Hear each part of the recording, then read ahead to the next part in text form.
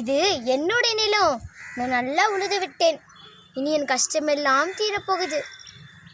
அட, பயிரெல்லாம் நல்லா வரும் நினைக்கிறேன்.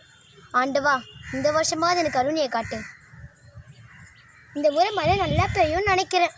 அட கடவுளே, இந்த முறை மழை பெய்யாமல் போச்சுன்னா என் குழந்தைகள் எல்லாம் வாடி போயிடுமே. இப்போ நான் என்ன பண்ணுவேன்? என் குழந்தைகளெல்லாம் நான் எப்படி காப்பாற்றுவேன்? கந்து வெட்டி வாங்கி விவசாயம் செஞ்சேனே, என் வீடு அடமானம் வச்சு கடன் வாங்கினேனே, என் வீடு ஜப்தி பண்ணுவாங்களே.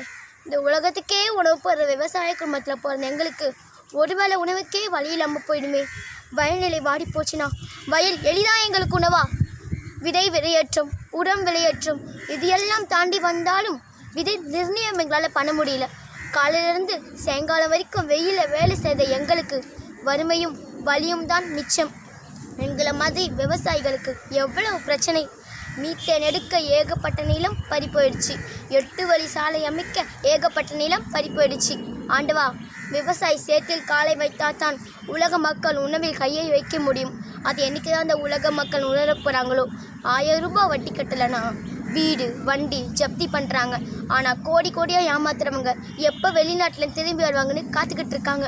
30 ஆண்டுகளுக்கு 59,000 விவசாய குடும்பம் தமிழ்நாட்டில் தற்கொலை பண்ணிக்கிறாங்கன்னு ஒரு புள்ளி விவரம் சொல்லுது. அது இன்னும் அதிகமாகும்பா. ஆண்டவா, என்றைக்கா நாடு வந்து வல்லரசு நாடாகுமோ? வல்லரசு நாடு என்றால் வலிமையான வளமான நாடு. இந்தியா வல்லரசு நாடாக மாறணும். விவசாயம் தழைக்கணும், விவசாயி செழிக்கணும்.